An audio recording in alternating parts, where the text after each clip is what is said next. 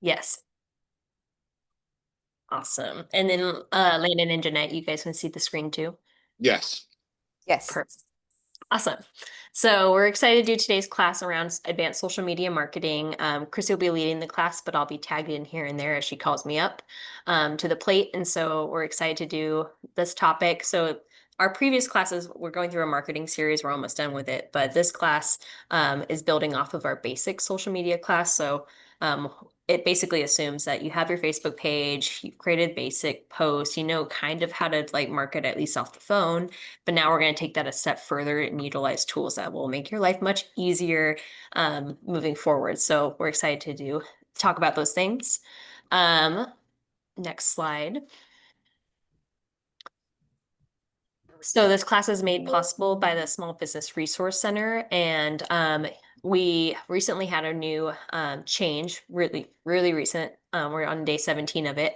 And basically, we have transitioned from the Small Business Development Center to now the Small Business Resource Center. It's really a brand change.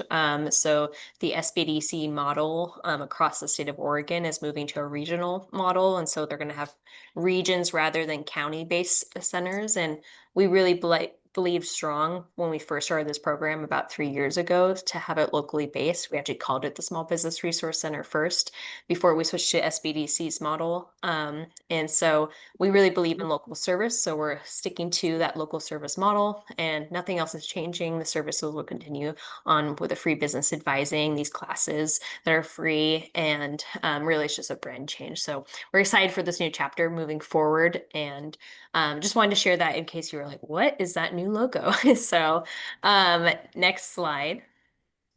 So to this point of what the SBRC does, we do free confidential business advising, we'll do free and ticketed business classes and peer learning opportunities. In fact, with this change, there's a lot of regulations and rules that they had that now we're free of, that we're able to offer more programming and more creativity around what we're doing. So you'll see in the next few months us rolling out services we haven't done before.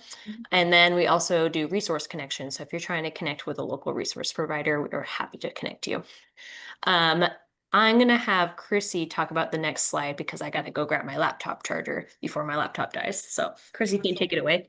Yeah, of course, absolutely. So Sierra and I are both part of Columbia Economic Team, and Columbia Economic Team, our mission is to promote the creation, retention, growth, and attraction of business and industry throughout Columbia County. There's a little bit of information here about our membership structure. We are private and publicly supported with local government organizations, but also through business and private organizations. And really what we are the advocates. And we one of our values is advocacy and collaboration, and so we are a resource connector, like what Sierra was talking about. And underneath the umbrella of CET, we have multiple programs. The first one she just talked about is the Columbia County Small Business Resource Center, where we offer one-on-one business advising. Some coaching is going to be coming. Keep It Local, which we all know and love that brand. Sierra has been running that program since 2021 or 2022. I can't remember, but for a while, which 2017, actually. 2017. Oh, well, no, you've been running it since 2017. Oh, I've been running 2021. Right, but the program originated in 2017. But Keep It Local is all about encouraging our local business owners to shop, taste, and play local, because we have a very high out commute rate. Over 70% of people that live in Columbia County leave the county every day. So Keep It Local is all about promoting local businesses, entertainment, assets, to let people know, hey, we have some really great stuff here. Stick around and check it out. And Grow Greater, which is funded by the Ford Family Foundation. If you are a growth-minded entrepreneur who wants to grow or scale, whether that looks like bringing on new employees or buying an existing business or expanding your existing business, Grow offers a cost-sharing, technical assistant grants, and low-interest loans to help growth-minded entrepreneurs to expand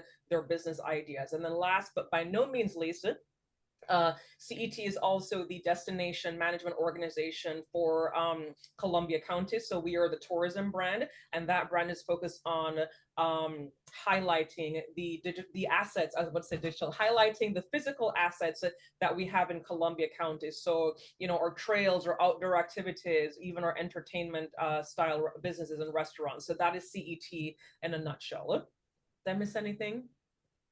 No, that was perfect. Okay. All right. I'll over it back to you, Sierra, or do you want me to do this part as well too? It would be great for it to do, yes, the Wanda Credit Union. So Wanda Credit Union makes this class possible. So we make it free through their support. And really Wanda is so great because they believe in education and they really believe in uplifting the community. That's one of the cool things about credit unions versus banks is they really invest local. And so they do that by oftentimes hosting free business classes with us. They'll also put on financial classes for folks for free to learn more about how to manage their personal finances. So we really appreciate WANA. And if you ever can make it out to our in-person classes, they make the free food at those in-person classes possible, which is why the series is called the Munch and Learn series. So they give us the munchies. So The munchies. All um, right, I yeah. can take this part. And so for those of you that don't know me, my name is Chrissy Marquardt. I wear many hats with Columbia Economic Team. One of them is I am an SBRC instructor and coach. I am also the director of operations and engagement for Columbia Economic Team. So that hat is really focused on making sure that our ship is running smoothly. If there's any holes or leaks, I'm plugging those holes and leaks to make sure that we're staying afloat and moving towards our North Star vision. I also I'm also an entrepreneur at heart. I have a very strong business background. I have a degree in business and finance, but also on top of that, I have over a decade of small business digital marketing experience. I have owned my own virtual assistant agency. I've owned my own web design agency, graphic design, digital marketing, and most of this is me being self-taught on Google and YouTube University. I've owned my own coaching business. I've been the executive director of the Chamber of Commerce. And I have also worked at the food bank on the nonprofit side doing fundraising, and most recently now with CET. So I have a very eclectic and diverse experience when it comes to working for organizations. All organizations, even nonprofits, are businesses. Nonprofits are just taxed differently. So I have a lot of experience with working behind the scenes about what does it take to run an organization, and particularly in marketing. And a fun fact about me, in this morning's class, everyone got to hear a little bit of a singing from me with Whitney Houston's I Will Always Love You, not the full song, just the one line. And so when I was in college, I took voice and singing lessons for extra credit and just for funsies, because college was hard. So a little bit about me.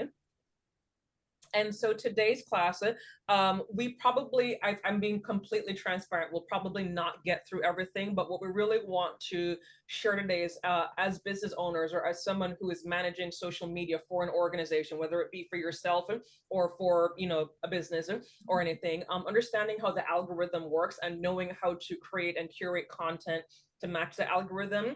We're going to talk a lot about brand strategy and why that's important so that, the content that you put out there is actually effective. We'll talk briefly about a short form video because we're finding that according to social media trends that those types of posts are being more favored. We're going to walk through an exercise where we're going to use AI to create some content ideas, a little bit of a teaser for AI class that we'll be teaching next month. I don't know if we're going to have time for a brief Canva tour, but we're definitely going to get into Meta Business Suite to show you how to, so we're going to kind of build upon this. We're going to go over the algorithm brand strategy. We are going to use some AI to create some content based off of the prompts that we give. And then we're going to take that content, put it into Meta Business Suite. Sierra and I will take you on a behind the scenes tour of Meta Business Suite. I will be focusing on content. She'll go a walkthrough on ads. And then if we have time, we'll talk about Meta Insight and Google Analytics. So that's what to expect today. Any questions or concerns? Okay. No, not at this current time. Okay, wonderful. Well, if you do have any questions, let us know. I will be teaching. Sierra's going to be monitoring the chat. And so if I'm just talking, Sierra will be like, Chrissy, you just wave and say stop. And I may actually have her tag team here with me on this part with the algorithm. Okay, so how does the algorithm work? I would say the way that the algorithm works, if I could summarize in a nutshell, is a content that gets engagement. And so this is a definition of a social media algorithm. It's a system that decides what content you decide to see on social media platforms. And so think of it, that's like rules that determines how posts, videos, ads are ranked and displayed in your newsfeed. A really simple real life example. Have any of y'all ever gone to Amazon to go look for something, whether it be like pet food or like, like a Yeti mug or something that you're like looking to buy? And then you go back to Instagram or Facebook, or maybe TikTok. I'm not a TikTok person, I'll just be transparent, but I'm on Facebook and I'm on Instagram a lot. And I will see all of a sudden I'm seeing ads for Yeti mugs, or I'm seeing ads for pet stuff. Or if I go look at a, like maybe a travel website, or I go buy a plane ticket, all of a sudden I'm seeing travel ads. And so that is an example of the algorithm following you from websites to another. Little bit of a side kind of like industry tip. This is a little bit more of an advanced thing that we're not going to get into today. Maybe we'll do it later on if there's demand. But a lot of people that do advanced Facebook advertising, they will download a pixel from Facebook and they will put it on their website. And then they will create target audiences that tell people, hey, if someone goes to my website and they go back to Facebook, they're going to see my website and similar websites that are complementary to the type of business that I have. That's like deep Facebook ad stuff, but that's kind of how the algorithm works. And so it really curates the algorithm kind of helps to curate your news feed or your social media feed based off of your likes, your interests, where you're going, how you're browsing. It's kind of from a marketer, it's a dream, but from the consumer perspective, it can be kind of scary and creepy. So I want to acknowledge that both sides are real. So that's a little bit about the algorithm and like why that term is going to be important as you are creating and putting together your content. So just Sierra did a really great job of kind of like putting it together, like, well, how does it work? So it prioritizes content that gets people to interact and not just scroll past it. You don't have to go viral, you just need to be relevant to your audience. And a video with 100 likes can outperform one with tens of thousands of likes if it's more relevant to that user. We're going to talk about this. Consistency builds visibility, and we'll talk a little bit later about like, well, what does consistency look like? AI will scan everything. Low quality or bait content is penalized. I want to talk about that for a second. When we say low quality, pictures that are poorly pixelated, like low quality pictures, just from one of our marketing classes that we taught earlier this year, pictures that have of social media posts that have pictures of people, and I would say pets too, pets, especially if you are a small business or maybe an organization, posts that have pictures of the people behind the business and maybe your pets or things of that nature will perform way better than a graphic or a Canva flyer that you might create. Now, those are important. Those do have their place. But if you want to share about an upcoming event or news or something, on your social media page, it is highly likely that if you post something that's a little bit more personal and relatable, rather than posting like a flyer or like an announcement, you're going to get more engagement. So that's kind of what we mean by low quality, like lower quality pictures. Also bait content that, it's false information. So saying, oh, so-and-so like, won $1,000 or something like that. And then you go, it's not true. And so I used a really bad example this morning with like children and babies. I'm not going to repeat that here, but that's just kind of an example. And then the first few minutes or hours after posting matters. And I want to talk about this for a second. We talked about this in our morning class. So at Keep It Local and SBRC, we've learned to pay attention to the timing of when our posts will perform well. So as I mentioned earlier, one of the missions of Keep It Local is to encourage people to shop, taste, and play locally. And so with that, we have a high out commute rate. So people that are leaving the county every day, they're getting up at 5, 6 o'clock in the morning. They're out the door by 7 o'clock. They're gone for the whole day. They're not coming back until 5 p.m. at night. Because 75% of those people are leaving every day, we try and schedule posts at 5 or 6 o'clock in the morning or later on in the evening, where we notice that we get more engagement. If we do a post at 11 or 12 o'clock during the day, it will do okay.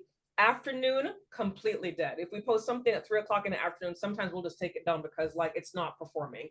But posts that get scheduled early in the morning, we're trying to capture those commuters that are leaving every day, and when they're coming home to decompress, we're trying to capture the audience on the back end of the day. So when we say the first few minutes or hours after posting matters, that really is about timing. Certain days we've found that Tuesdays tend to do really well for posting. Mondays, everyone's trying to catch up. It also depends on the type of business that it is. And so when we are promoting retail and restaurant businesses, we will tend to do those more on the weekend because people are out shopping, people are going out to eat. So that's just kind of an example of what we mean by the first few minutes or hours after posting matters. So here's a breakdown.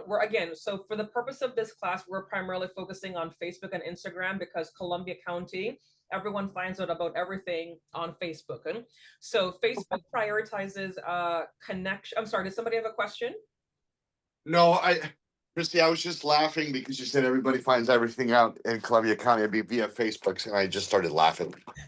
Because it's kind of the nosy pages, right? I mean, it really is. I mean, it really is. It's just, it's just kind of how Columbia County rolls. Like, I mean, I've lived here since 2010 when Facebook really blew up and became like available to the public, because before it was a closed social media platform. And it amazed me, all the groups and things that popped up, and just how like everyone almost 20 years later, Columbia County is so heavily, when it comes to social media, so heavily reliant upon Facebook, and to the point where, like, if you have a business, it's almost like a death sentence to your business if you don't have some type of a Facebook present, like, like kind of tumbling weeds and that kind of stuff. So yeah, so when we do our marketing classes, and again, we may go to, and my sister who lives in Jamaica, is a financial blogger, and there is Jamaican Twitter, so she is heavily on Twitter. Like, if she were to do Facebook, it would be dead for her, but so she's on Twitter. So every community and every business is different, but what we have found is that when it comes to social media marketing, advertising, getting the word out about what you do, your event, it's Facebook. And so yeah, so you're absolutely right to laugh, because it's true. So with that being said, how does Facebook prioritize content? Facebook is really heavily reliant upon connections and posts that inspire conversations. And so comments, shares, and reactions that have like a laughing, haha, and love reactions will definitely carry a lot more weight. So that's the first thing. The second thing is that Facebook, in trying to keep in competition with TikTok, is focusing more and more on stories and reels. And I would say the same thing with Instagram as well too. Like, I have been on Instagram for over a decade, and I remember when it was primarily just like static photos that would be filling my feed. And then I took a break from Instagram for a year during the pandemic because mental health. And then I came back on a year later, and it had completely changed. Like, I was just seeing reels, stories, videos, like less static pictures and more video content. And so that is definitely getting more of a boost and being shown more in the algorithms. And so that's what we're noticing, and that is the trend. Okay. So So reels and videos. Okay. yeah, reels and videos are definitely getting more ranking, and Facebook and Instagram are prioritizing that type of media content more so than a static image. Now, again, with that being said, it's all contextual, right? So for Keep It Local, we tend to do less reels and more static posts, because our thing is to promote local businesses, events, organizations, to encourage, and from an education perspective. We have done reels before, and some of them have done really well, but we tend to more heavily focus on static posts. But from a business standpoint, we're seeing more where this is what social media is prioritizing in the newsfeed. And so Sierra put together this information, which I thought was really interesting, as far as like, how does Facebook rank what shows up in your feed? Posts by friends and family, groups and followed pages. And so if you're a business owner or an organization, that's where you would rank it. Then recommended content, and then ads, which feels kind of counterintuitive, because I feel like I see a lot of ads on my Facebook page, but that is how they're prioritizing what shows up in your feed. And so if you are a business owner or an organization, you want to try and get out there as much as you can to encourage people to like and follow your page, because then your stuff, when you post it, will come up in their feed. We will get a little bit more into ads later on to show how to, because the algorithm, Facebook wants money, you got to pay to play the game. And so we will get into ads towards the end of this, and Sierra will kind of take you through how, after you create a post, how to boost it so that you can reach more people. And we're going to get real specific. It's kind of scary, but like in a fascinating way. So Facebook likes it when people watch more than 50% of a video. It really likes that. It will tend to show you more content that looks like that.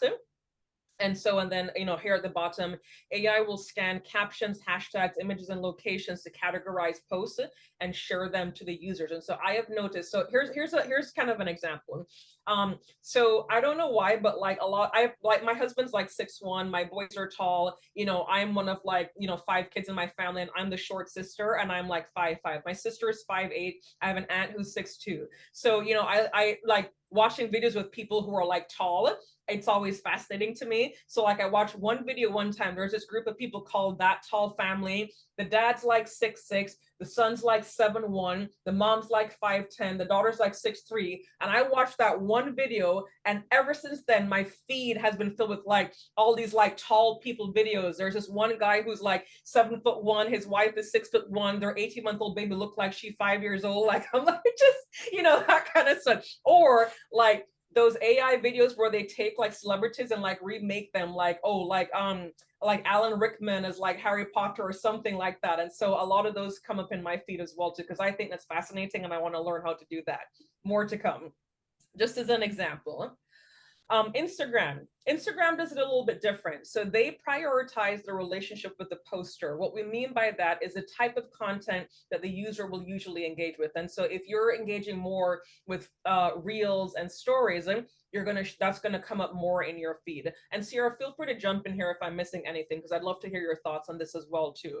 And so whatever topic is interesting to the user. And so for me on Instagram, I love to watch travel videos, those transitional videos. When Beyonce was doing her Renaissance tour, a lot of people doing kind of like the Cup It Like dance challenge. Those are coming up in my feed a lot. I'm Jamaican, and so a lot of content creators who are of Caribbean descent talking about how we all had the same childhood. I get a lot of Jamaican, Caribbean stuff in my feed with like cooking videos and things of that nature. I look at tattoos, I get tattoos in my newsfeed. And so it's really curated to like what are my likes or even things that I'm saving. Sierra, do you want to jump in here and say anything that I may not be covering or that I've missed, or include your thoughts in?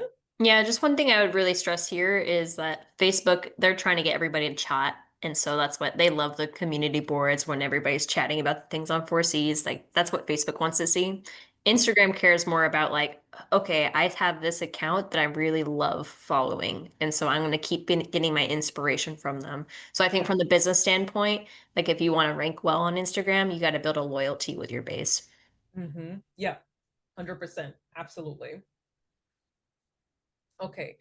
So so Instagram metrics, high watch times, trending audio and effects, emotional responses, shares, and saves. So let's talk about this for a second. So trending audio and effects. And so what we mean by that is on Instagram, there will be a song that will be used to create a certain type of video.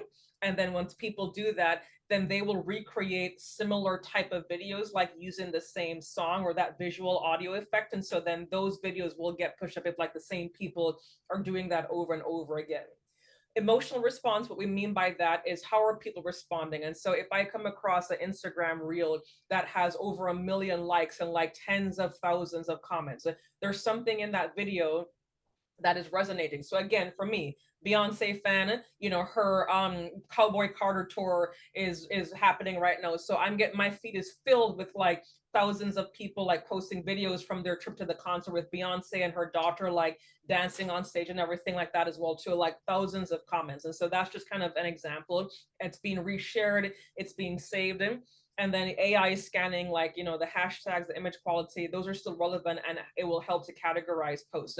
But I love what Sierra said here. Overall, Instagram is like a visual first, trend sensitive discovery engine, and I would 100% agree. Like, I mean, I've seen there have been dance challenges that have come out that have kind of like piggybacked off of TikTok. And the ones that get on it first, they go viral, they blow up. And then someone's doing it like a couple months later, it doesn't have the same effect because kind of they've already like moved on. So just some really good information here from like how is Instagram curating your feed? Like what are they prioritizing? I'm gonna Um, also add for the yeah, hashtags, because we get yeah. this almost every single marketing class, is like, wait, are hashtags actually still relevant? Like I remember when everyone used to actually click on those things to look up posts. And Mhm. so it's not used the way it originally first rolled out, and Yeah. not very many people use it that way, but it's very helpful for the algorithm. It's basically you're prompting it, okay, I'm gonna use hashtag bakery or muffins or something, now the algorithm knows, okay, anybody that's interested in bakery and muffins will like to look at this post. Yeah, and I would add on to say that, I've been on Facebook since 2007 and I've been on Instagram since 2012. And, Google has been around since 2009. So, the internet has enough of a history. And I would say Facebook and Instagram have enough of a history where a lot of people are now using them as search engines, and so Facebook itself is a subset of a search engine to Google. And then Facebook and Google are tied to each other. Same thing with Instagram. I have found local artists. I found like local restaurants. For me as a Black woman, like, I found hairdressers on Instagram just by using like certain hashtag or like, search keywords.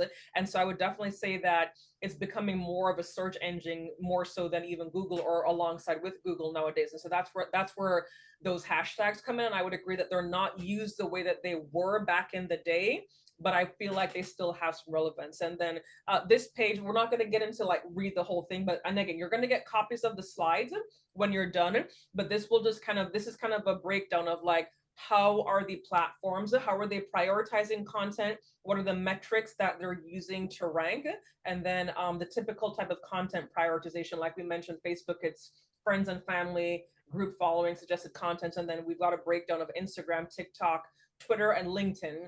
If that is, and this is all like, where's your audience? I mean, again, we're focusing primarily on Facebook and Instagram, but depending on your industry, TikTok, Twitter, and LinkedIn may also be relevant to you, depending on what the type of business that you have. Some people are on LinkedIn and they're doing very well. They're not on Facebook at all. And so like, if you're someone who's in HR and you have an HR business or HR consulting, or you're hiring it, you probably want to be on LinkedIn, just depending on like what it is that you do.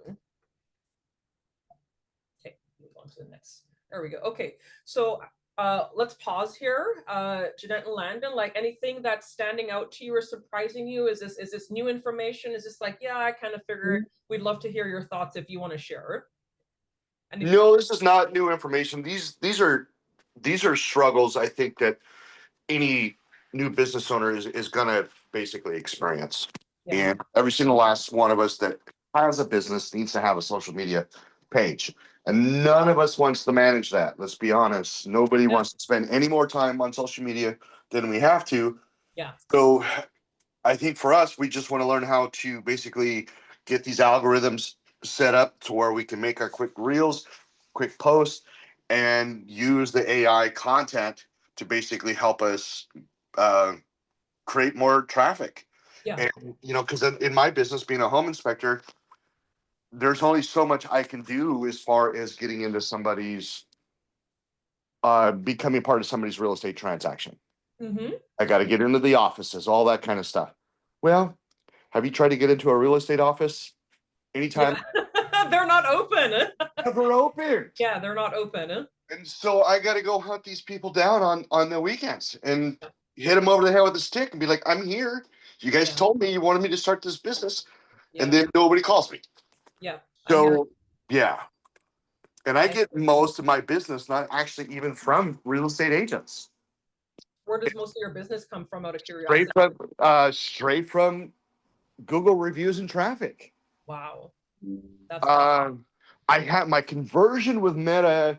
I had a company that I paid a little bit of money to kind of help me spearhead this, and I did find that my conversion rate with Meta sucked. Like, and maybe it's one of those things, like you said, the 10,000 likes and follows and all that kind of stuff. The views may not have been relevant. Yeah. Right. Yeah. So it may have just been one of those things. So I'm excited to kind of learn how to do this. Yeah. Awesome. Cool. I know. I see Sierra's face. I'm just like, okay, we got some stuff for you. Landon, since we have such a small class, can I ask, when you think about, and we're going to get into this in the next section, but I'm going to kind of like prompt you and tease you a little bit ahead of time. Yeah. So you are a home inspector. That is your business. Right? That is my business. That is your business. So, who is your target audience? Like, who are you wanting to talk to? Home buyers, home sellers. Okay. Real estate agents, real estate brokers, property management companies. Okay. So you've got a diverse group of people that you want to talk to. So I'm hearing homeowners, property owners, real estate agents, brokers, and then property management companies. Okay, cool, awesome. Keep that in mind, because I feel like we've got some stuff that can kind of help you to. What I'm hoping is that we can give you some advice and some input on how to kind of curate your content to target those people that you're wanting to. Because at the end of the day, you get paid for your services through those relationships with property owners, real estate brokers, etc., and so on. So that's how you make your bread and butter. Is that what I'm understanding? Yes. Okay, cool, awesome. Stay tuned. Love it. Ciara, I'm gonna have you talk about this part because I know this is your love language right here. Yes, I love talking about brand strategy. So, one of the, if you want to go jump to the next slide. Yeah. Oftentimes I see a lot of business owners with a basic marketing plan, and this is why this is an advanced class. They'll jump all the way to step 4 and they'll make their logo and they're like, okay, that's my brand. I built it. Woohoo. I'm going to slap that up on my Facebook page and Instagram page. And there we go. That's what I'm supposed to do as a business owner, right? Well, there's actually a lot of steps before you even get to that step. And Okay. so a strong brand is built off of steps 1, 2, and 3. So the very first thing we really encourage, and I'm going to go through this a little bit quicker because we covered this a little more in depth in our 101 class, which I also plan to send those slides out for everybody again, because some people were asking about some questions from that class. But the first thing to do is to really know your purpose as a business, like a deep understanding of who you are, what you aren't, where you're trying to go as a business, like what's your North Star that you're constantly sailing your ship towards. What is your unique selling proposition is very important. So what makes your business more special than other businesses is really what we're trying to solve here in that stage as well. Because I could maybe have eggs and I'd be like, everybody wants eggs. Well, there's my unique selling proposition. If I'm a farmer and maybe I'm a local farmer in Clatskanie and I believe in not washing eggs, like that's now unique. And that's my unique selling proposition. So leaning into that, knowing your target audience, I'm just going to run with this egg example, but I oftentimes hear business owners in Columbia County say, well, everybody in Columbia County is my audience. Like that's who I'm selling to, or if they have an online site, like anybody that's willing to pay for my product. But it's really not true. We all have different places. Some of us would never shop at Walmart. Some of us exclusively shop at Walmart. Some of us love Target. Some of us love Louis Vuitton. Like each of those are different selling propositions. They have different unique selling propositions to the acronym earlier. And so it's some people may think, okay, if I'm a restaurant, I'll attract anybody, but we can all think of the restaurants that we're not going to, even as locals. So, and that's just one example. And so really thinking about like, who is your target audience, who resonates with what makes your business special. And like really drill down on that. I will say again, not everybody in Columbia County is your target audience. And so that might be a hill I'll die on one day. But the third part is to build a brand voice that now resonates with who you are and your target audience. So before you even get to a brand, talking in your brand voice, understanding how you're going to communicate yourself and represent yourself in your conversations, in your marketing materials, on social media. And so that is the next step, which we're going to walk through a great exercise to be able to discover that. Then you're ready for your visuals like the logo and colors and fonts and all that type of stuff that will resonate with your voice and your brand. And then we always suggest like there's going to be times where you start realizing like, whoa, this isn't working. There turns out there's this whole audience I didn't even realize resonates with my product, but I'm going to start targeting them. I'm going to have to shift a little bit. So it's totally fine to adapt as you're learning, and it's healthy to adapt. Does anyone remember the BlackBerry phone? Like that was a company that did not keep adapting, and there's a reason why they're not around anymore. Or Blockbuster, they had the world cornered and they owned the whole like movie business, but they didn't adapt like Netflix did. And so keep adapting if you want to survive. But next slide. So this is a brand archetypes exercise. I highly suggest it. You can literally just look up brand archetypes and you'll see some websites I'll pull up. And this is a great way to think about like, how can you communicate your voice? And in these examples, you don't have to pick one. You can have a mix.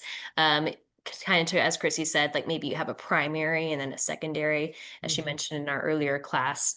But here's some great examples of how this exercise plays out. Let's think of the top one up there, Apple. Apple, when they're communicating themselves, they're not being like, I'm Apple and I'm super powerful and you should buy me because I can process all the data. Like they're more like, no, we're cutting edge, we're innovative, we're experimenters, we're going to be the people that are going to keep progressing forward. Like join us, be part of this movement. Like that's the voice that they have. Where, let's go to Disney. Disney's like, the world is busy.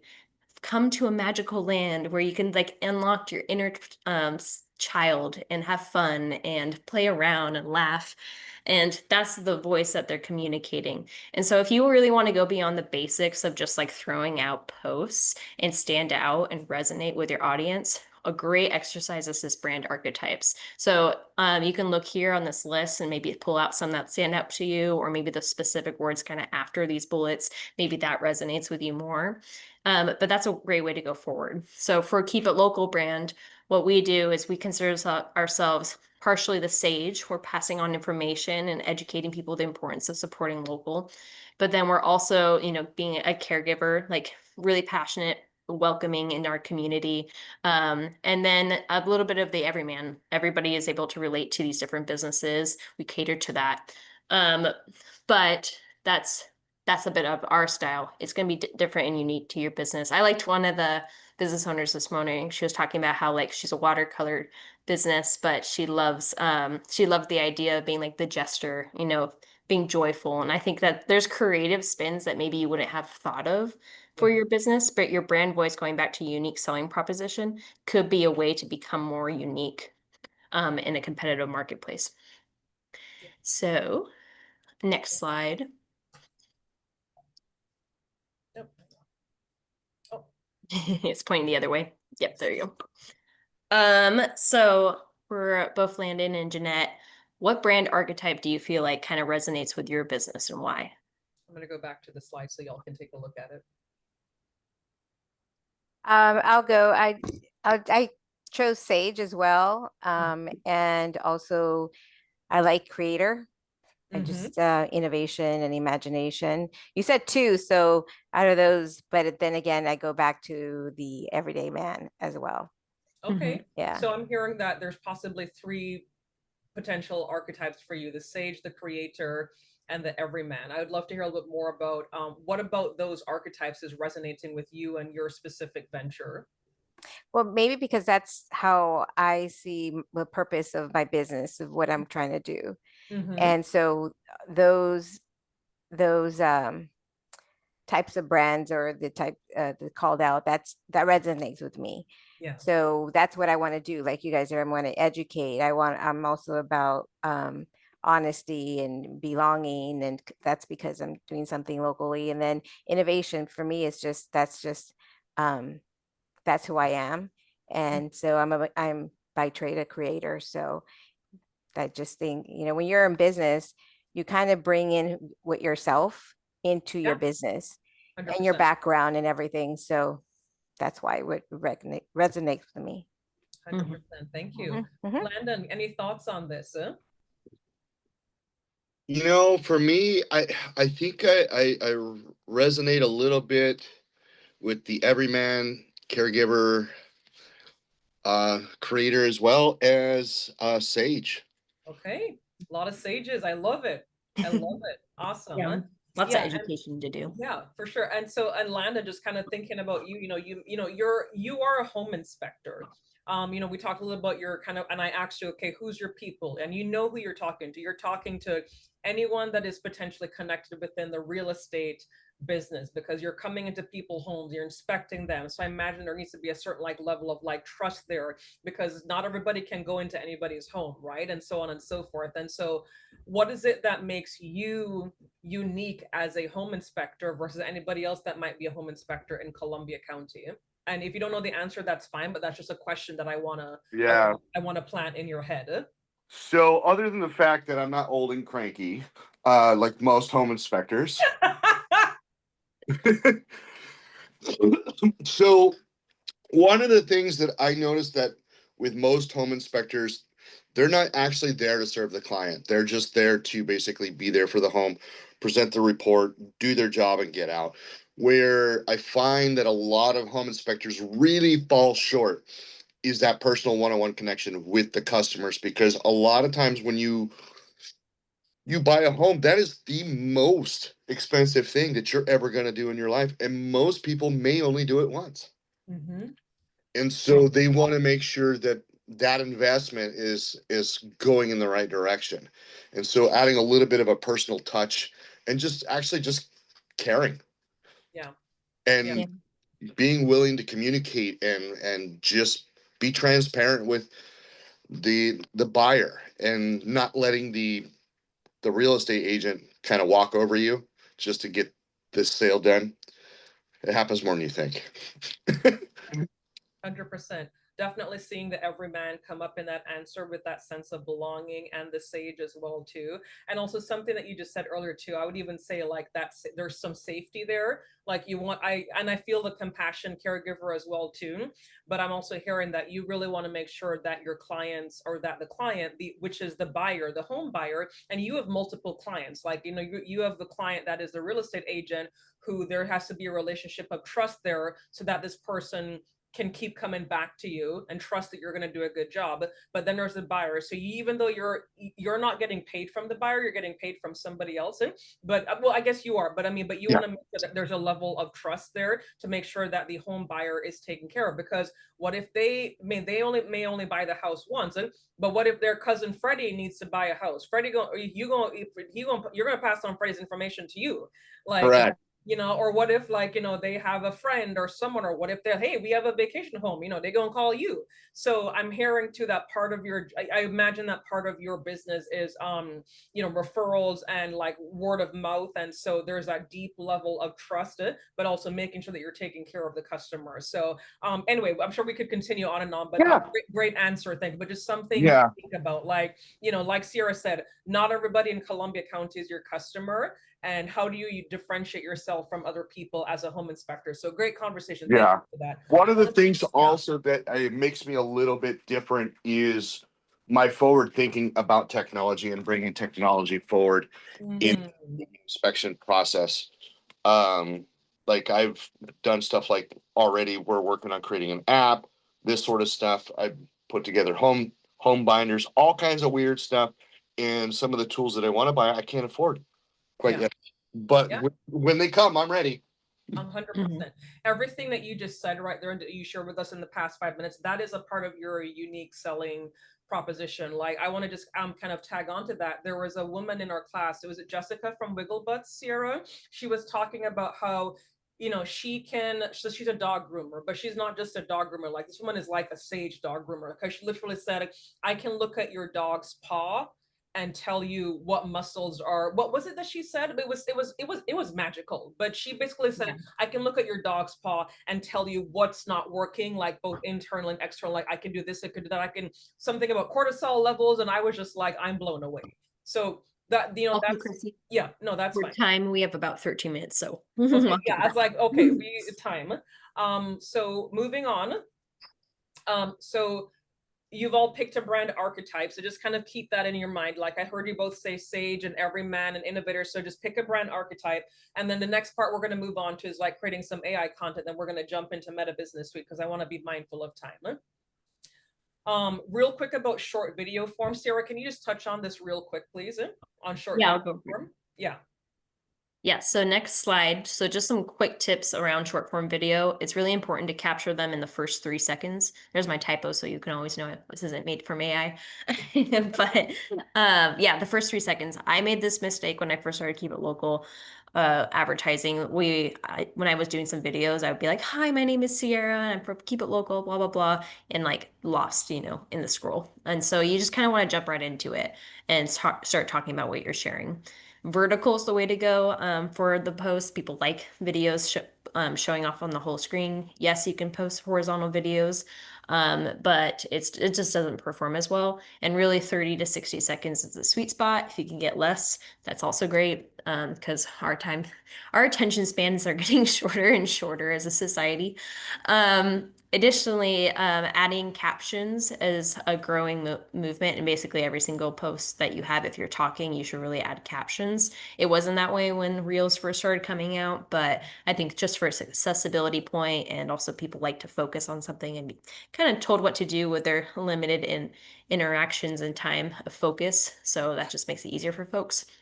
And then it's important to show, not tell.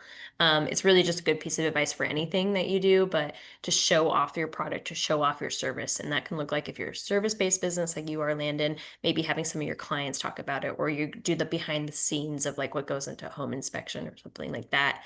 And so that's an example for service-based businesses. Product-based businesses is much easier to think of how to apply that. Awesome, thank you. Okay, so AI for content, and we're going to move a little bit quickly here because I want to be mindful of time. So you should have gotten this email from Sierra. If not, we're going to kind of walk you through the prompts here. And so the first prompt is, in this thread, you're going to act as a social media strategist. And this is a little teaser for the AI class that we're teaching next month. This is one, and for the purposes of this class, we're all using ChatGTP. You can start off for free with ChatGTP, and if you find that you love it, I would highly recommend upgrading to the paid subscription. Totally worth it if you are going to be creating content and copy a lot. So in this thread, act as a social media strategist. I own a insert your business called business name. We serve these people in this location and region. Give me 10 social media content ideas that are tailored to my business, including a mix of promotional, educational, behind the scenes, and community posting. Or brand voice is a mix of whatever your brand archetype is from the exercise that we said earlier. Make each idea easy to execute. So we'll pause here for a second and give you all some time to do that. If we need to put that link in the chat, just let us know, and one of us can do that for you. You also should have gotten it in an email. So Yeah, for the sake of time, I think this is an activity we'd encourage you to do afterwards. And so these are prompts that we'll have in the slide deck. I'm going to quickly show how this looks playing it out loud. And so let me really quick. Quick question. Did you guys send the slides with the links? Yes, after. Okay. Yes, we do it after. Yeah. Okay. We're gonna thank do you. it after because I'm sitting here looking, trying to follow along with you. I'm like, they didn't send nothing. Okay. Yeah, we'll do that. Okay. Chrissy, could you stop screen sharing for a moment? I certainly can. Okay. Awesome. And then I'm going to share my screen. Okay. So this is just a quick example of like these prompts played out. So I made up a business. I basically said, hey, I have a bakery. It's called All Fluff, based in Klatskanai. Help me make these 10 social media posts.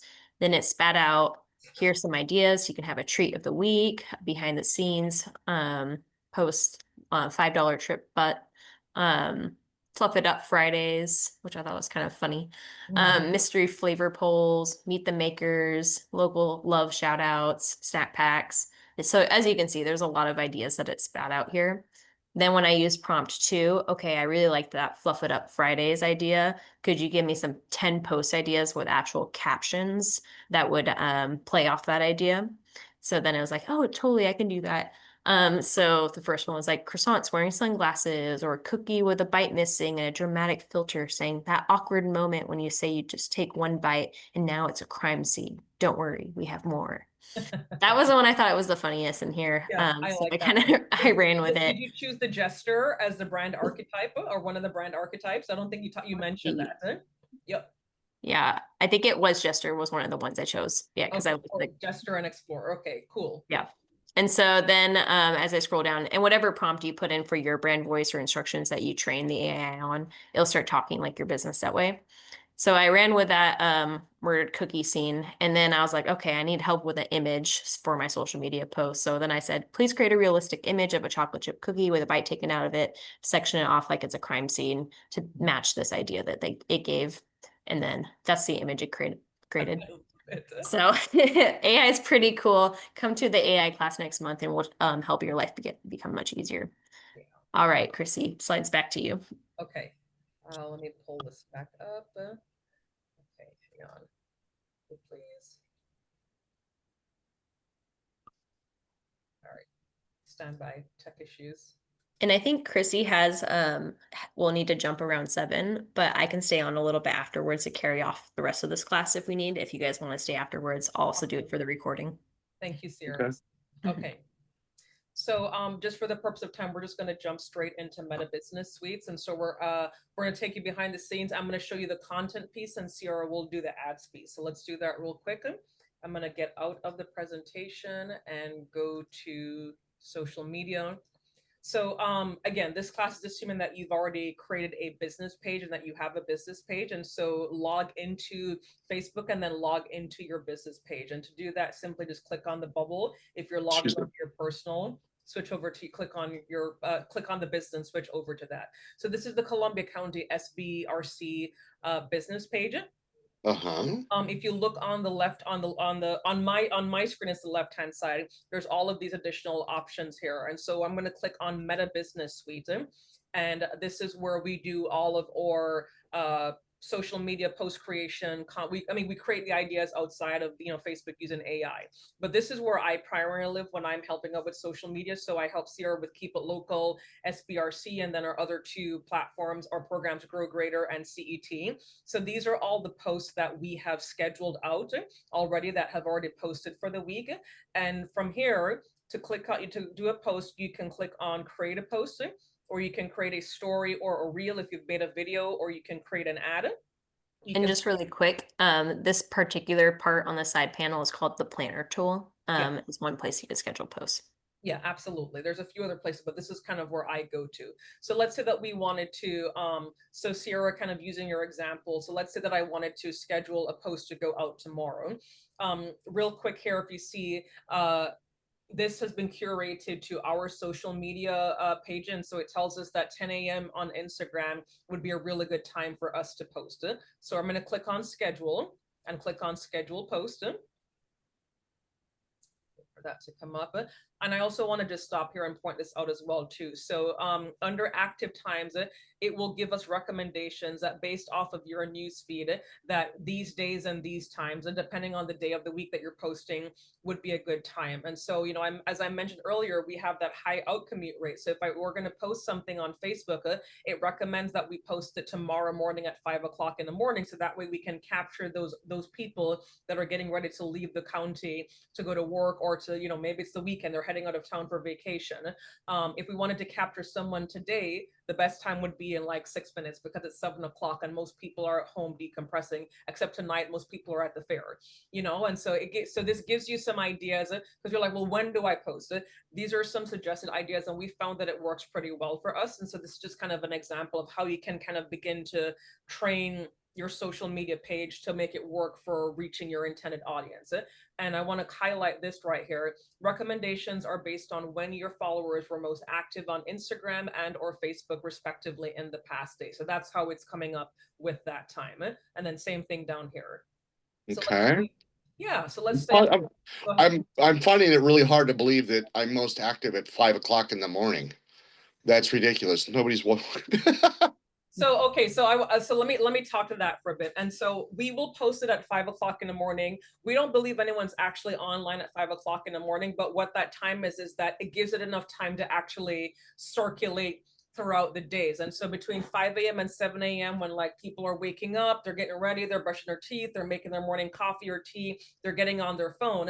If they're getting on their phone at like say 6:30, they're going to see that post because it's already been scheduled to go out at 5 o'clock in the morning. And so for us, so for Landon, your time may be different. This is specifically for the SBRC because we are targeting business owners, whether they're like full-time business owners or their side hustles. Most business owners are like in their stores at like 8 o'clock in the morning. They're there till 5. So we are specifically trying to capture those audiences of people that maybe have a side hustle, but they're going into work in the morning out of the county, or they are business owners running a business and they don't have time to be on social media, they're during 9 to 5, but they have time in the morning or in the evening. So your audience may be completely different, but this is what we have found after running the page for a couple of years, specifically for SBRC. So I just want to highlight that, it might be 3 o'clock in the afternoon. That may work really well for you. For us, that's not a good time for us. So I just wanted to just kind of make that distinction. Hopefully that helps. Totally. Yeah, cool, awesome, thank you. So let's just say, pretend I'm gonna do this tomorrow at 5 a.m. So we'll save that. And I wanna kind of go through a couple of things here. So right now it's defaulted to post. We have our Instagram and it connected to Meta Business Suite. So it's defaulting to Instagram and Facebook. Here's where people were like, oh my gosh, this is awesome. If you join a Facebook group as your business page, then you can post and schedule posts to Facebook groups as your business page. And so as SBRC, we have joined concerned citizens, concerned residents of Scappoose, and all of the bigger community boards like Rainier, Clatskanie, Vernonia, as the SBRC page, as the Keep It Local page. Because we have done that, it allows us to schedule posts ahead of time that will automatically populate in those groups at whatever time we choose it. You can do up to 3 groups at a time. So let's choose concerned residents of Scappoose, the infamous 4 Seasons, and let's do Rainier. And then we'll click on that. It will only allow me to post to 3 groups at a time. So now if I'm scheduling something, I'm hitting up Facebook, or I'm hitting up our Facebook page, I'm hitting up Instagram, and I'm hitting up 3 local groups all at the same time. So that is a huge time saver. And if I do it right when the algorithm suggests, then that will also guarantee that more people are going to see those posts because it's going to be hit up in multiple places. So that's just kind of a time saver right there. And then if I want to do like a photo or a video, I can add that right here. If I click on like add a photo, I'm kind of like in a home improvement phase right now. And so, oh my God, look at that. That's beautiful. And so some outdoor like exterior projects. And then whatever AI prompt I took, we would put that right here. If you want to, you can certainly customize your post for Facebook and or Instagram. So an example of how we do that. So when we are advertising these marketing classes on Facebook, we'll say, click here to RSVP, and we'll drop the link. But on Instagram, because the link is in our bio, we'll say click the link in our bio, because you can't click on links on Instagram posts. We'll say click the link in our bio. That's just an example of how we differentiate between Facebook and Instagram. If we are specifically advertising for these classes or an event or something like that, where people have to sign up, book, so on and so forth. The same thing when we are advertising our small business one-on-one services, we will say click here to book a call with Jason. On Instagram, click the link in our bio to book a one-on-one free advising session today, or something like that. So that's just kind of an example of how to differentiate between the two. And if you don't want to, you can just unclick that, and whatever you put on Facebook will also show on Instagram. If you have a business, if you have a physical location, so a lot of the stuff that we do for Keep It Local and for small business, they have physical locations. I always try and tag the location. So let's say, for example, I want to tag like SAS at Home. There they are right there. I'll pull them up. It has their address, and so that will show up on the Facebook feed. And so this is showing me the Instagram feed preview. Let's go to Facebook. So the post will show up. Let's wait for it to load. Anyway, while that's loading, so it will say, is that SAS at Home? So it tags the business location, and the page at the same time as well too. If you want to tag a collaborator, you have to unclick on the set date and time, and if you want to post right away. So let's say, Landon, you're making a post and you want to tag who's a real estate agent that you work with. Leah Chitwood, Brandon King. Okay. Those are just a few. Okay. So I believe Leah is under Remax Power Pros, right? Correct. Okay, let's see if she comes up here. I do notice that it also helps when your page is following pages, it'll more likely show up.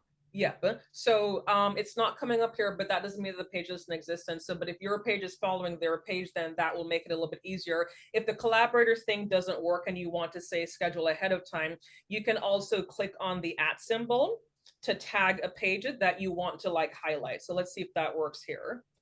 Remax, yep, there she is right there. So for Instagram, she's right there, and then for Facebook right there. So you can tag that page and say, had a great, home inspection, thanks Leah Chitwood at Remax Power Pros for the collaboration. So you can make a post that will tag her, because then that will get to her audience and then therefore have more of a reach. And so Columbia County is such a collaborative community that I highly recommend, if you're a business owner, that you're tagging posts that you're creating posts that are tagging complementary business owners as well too. So that's just kind of an example there. And then, the date and the time, public, and then once you're done, you would click on schedule, and that's how you would do the content piece. Oh, it's like zoomed way in. Okay.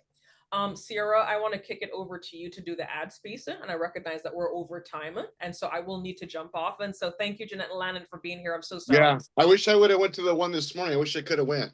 I mean, you know what? If there's more demand, we'll do it again, because the class, there was like what, 20 people in the class, and so if it's what people want to hear, we will gladly do it again. And so Let's do that. yeah. Thank you, Cool. Chrissy. Oh, Thank you. absolutely. My pleasure. Thank you both for taking time out of your Thursday evening, on Fair Week to join us. I'm going to stop sharing my screen, and then I'm going to hop out. Thank you both. Have a wonderful night. Sierra, thank Tracy, good to you. see you again. Yeah, you too. All right. Bye-bye. Bye-bye. Awesome. All right, so I'll take us through ads. And if you guys need to jump at any time, feel free. No pressure. So this is some of the posts that you may have scheduled. And so if you want to like boost a post, there's Facebook loves money. They'll take every opportunity to get some. So you'll see a boost button almost everywhere. Even when you're looking at your just direct Facebook page, you'll see a boost button. So there's a lot of places to find where you can schedule an ad. But let's say we wanted to boost this post that we did. So we would click the boost button. We'll have my internet load. And the cool thing is that you're able to choose what kinds of ads you want to do. And so once this loads, I'll show you those different options. So it usually will show the most automatic. It'll read your post and kind of choose for you. But if you want to change that up, you can say maybe you want your ad to get you more messages. So target people that will likely message you. If you want more engagement, just people liking it and sharing it, you click that one. I use that one pretty commonly. More leads, if there's a form on your website or your form you want people to fill out, they can do that. More calls, and then more website visits in case you wanted to promote like a certain website page that you have. So I'll just click more engagement since that's a common one I pick. Depending on what you pick, things will change around here. And so as you can see, this is our ad text. Now with AI, it can show your ad in different ways. And so it can create these different variations for you, and so that your ads doesn't look always the same. If you're only putting a few dollars into an ad, which honestly goes a pretty long way, you probably won't need these variations. But if you're doing a longer campaign, more money in it, it's probably helpful to have some variations, and you could just play around, regenerate if you don't like what it first came up with, or if you just don't like it at all, you just unclick them. Up here it's going to be constantly moving around, so I'll show you as what that will look like. So since we chose more engagement, it has that option to point to a URL link. So if I pasted that here on this ad preview, it would show up here, there would start being a button. And then you can change your button here if you maybe want your button to say sign up. And then now it's going to sign up. And You're following, but I can't hardly follow you. Oh It's yeah. No, that's totally good. So we started at the top for choosing our type of post, and then going down here, there's a button that will show. So usually, I wonder if see if I just grab a random link, it's going to show. And out of curiosity, which AI format are you using for photos to I mean, create? there's a lot in our AI class. We'll actually show a lot of different versions. With the Keep It Local page, I actually just share like what local businesses are images. But for your business, maybe you'd want to use like ChatGPT. There's really every generative system has something. Canva's another common one. So those might be the way to go. Okay. But yeah, in our AI class, we'll chat through the options more. Okay, so then this will be changing around. When the post starts going, there'll be a button here. It's not showing up right now. And then you can choose the audience you want your ad to go to. And this is one of the coolest tricks, and to my point earlier, kind of a little creepy. So let's say we want to create a new audience, somebody that we want to target. I'm going to use my example this morning, moms in Columbia County. So maybe I just want to target moms. And so I would change around these settings. Maybe I would change around the age if I want to target younger, older, whatever age demographics I want. Then you can target location. So you would drop United States so the ad's not just showing to everybody. And now I want to look up St. Helens, Oregon. And I click that. And as you can see, this will show you the radius now your ad is showing. And the important thing about the radius is it's not just people that live there, but when people are moving there and commuting through, it'll also show the ad to people if they happen to have Facebook or Instagram up. If you want to change this radius, this is maybe a little too big for me. You can drop that down here, or you can straight up just delete it and drop a pin. And then I can like zoom in and I could get really specific to St. Helens. And boom, now we're dropping it down to just that. And you can drop multiple pins if you wanted to target multiple areas. I've done that. This is the detailed marketing section. So if you click browse, you can see all these different kinds of options. So maybe I want to target moms that are currently in college. And so I could click that. Or you can see more options. You could target ads based off people's financial income. You could target them off their life events. You could target them on their relationships status. As you can see there, you could target them on what kind of parenting, like how old their kids are. And where I'm trying to find where you're find this detailed marketing or Yeah. detailed targeting. I said So- ad under ads manager. So yeah, as you're scheduling this ad, when I hit that button that said create audience, that's what this page is right here. So then, here, I'll step back again. So here's that ad that we were creating. It's all right here. And then you'd hit create new under audience. And then we're going back there. So then, and then once you go there, you'd hit browse to see all these target interests. And when you see the recording of this class too, if you wanted to come back to it, you can like walk through it along if you'd like. Okay. Interest is another category. So you can, this is probably more relevant to you.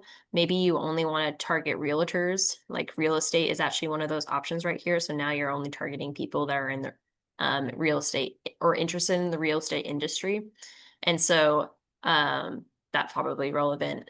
Family relationships, food and drink, hobbies, sports and outdoors. There's a lot of different interests that you can target. And then behaviors covers like things that they do and how they interact with their social media. And so do they have an anniversary coming up? What kind of mobile device are they using? All that kind of stuff. Do you have another question, Landon? No, I'm gonna spend the next 3-4 hours Great. just because I actually Sierra, I haven't seen you in a while, but I actually hired a company to do this. Oh, cool. And they sucked. So I have to do it. So like all I need is just to walk through this and I'm done. Mm-hmm. Yeah, it's more user friendly than you think. Yeah, feel free to come back to this. Or if you are able to navigate to this page, I can walk you through after this recording too. Yeah, Hey, Sarah, I have a question. Yeah. Would you recommend to be more detailed in your targeting or more vague? Does that depend on the dollar amounts that you're investing on? I would say it's a little bit of both. Dollar amounts definitely help. And if you're really trying to get a longer campaign and targeting folks, but I would always come back to any marketing effort really should come back to like who's your audience and who you are. So if you are really trying to drill down to a specific target audience, and that's really where your bread and butter is coming from, then you should totally target. My husband actually has a construction business and they do quality construction. So when we do ads, we base our ads more towards a higher income bracket because those are the people that are willing to do custom homes rather than Adair homes. And so that's one example. It's very specific to your business model. Okay, thank you. Yeah, of course. So yeah, there's a lot, as you could probably see, it's kind of creepy, but also very powerful. So once you create an audience you like, you can scroll down here. Actually, I think it automatically saves somewhere. There's a button, I have a smaller screen, but it should save. Oh, actually, once we go back, there it is, save audience. If you also want to search, like maybe you're like, I don't know, maybe dogs. I have a dog business. Oh, I'll target everybody that has an interest in dogs. Or maybe I want to get a little more specific. Let's see if grooming something. Yeah, so dog grooming. Like you can also type in here and see if something pops up that's related to what you're thinking. So then you'd hit save audience. I'm not going to do it because this is really random. But then you'd save it and then you'll be able to find it anytime over here. And so when you do the drop down, you can see all your saved audiences. Additionally, this is where you schedule your posts for how long you want the campaign to go. Really important, Facebook randomly, and I can't figure out when it chooses to do it. Sometimes it's going to say this budget is a daily budget, and sometimes it's going to say it's your overall budget. So be really careful and look at this. Make sure that you're not charging $72 a day. More of like $72 for the whole campaign. I've accidentally done like a post that was like $30 and I thought that was a total, and then it was $30 a day and that was expensive. So I had to quickly cancel that. But yeah, so that's a really important thing just to watch out for. And you can move this around, and as you move it around, so let's say, what does $10 get us? $10 on this post is going to get us about 15 or 100 to 300 folks looking at it. If we want to bump that up to $20, now that's going to get more to 200 to 600 folks a day. And then as you play around with the dates and how long you want your campaign to go, that will move around too. So if I had a 12-day campaign, now it goes to that number. Mhm. And then you just put your payment process and then you schedule it by hitting publish and you're good to go for that. So basically anywhere that you see a big blue boost button should take you to a form that's going to look similar to that I walked through. Some other key things about Meta, if you want to see how well your campaigns are doing, or maybe you want to try out some like different marketing techniques and see how well those are performing, you can go over here to Insights, click over here to Results, and you'll be able to see like how you're doing. You could change the time period. So maybe I want to see in this last year. You can see up here, like, oh, okay, so maybe I'm down in some important parts. I wonder how that compares to last year. And so you can start running different kinds of reports. You can also see your audience here. And then for content, if you click on this, this is a great quick way to see how each of your posts are doing. So you can look here at interactions. There's helpful icons to tell you what each one means because some of them sound the same. And you're like, why is it like that? And then you can see. Sorry, was there a question? No, I'm just hopping in the truck. Okay, no worries. Yeah. Some background noise. Awesome. So that's a great way to see what kind of campaigns and ideas are doing well over here on Insights. And then there's also this handy inbox feature that will show you like where all your messages and comments are, so you can all in one place like respond to people and all the types of stuff and just go through here with your icons. So that's a quick tour through Meta. Any questions on any of that? Nope. Thank you. I appreciate it. I do have to hop off, but I appreciate your time, Sarah. Yeah, of course, Jeanette. Always good to see you. Okay, talk to you later. Bye. Perfect. And so then the last two things is it's always important to think about your content and change it up. So oftentimes I see a lot of business owners constantly try to sell with their posts, and it's important to have a mix of posts. And so this is one thing that we like suggest thinking about what your percentages are. This is one model you can replicate or you can change it up, but maybe having 20% of your posts be about educational how-to tips, 20% are promotions, 30% are based on community, 20% behind the scenes, and 10% user generated. So just having a mix up of your content is how you're going to have people relate to you and not feel like they're being constantly sold at. And then we talked through meta ads. And there's Chrissy smiling with Jason. And then the last tip is that it takes the brain 7 to 21 times to register a piece of information to remember it. So if you ever feel like you're annoying while you're marketing, you're doing it right. So our next class, AI for Marketing, you can always find the details of our classes on Eventbrite. And then there's our emails if people have questions. But I'm going to stop the recording here, Landon, and then Okay. you can chat. Perfect, and then stop. Okay, did I stop it? Stop recording.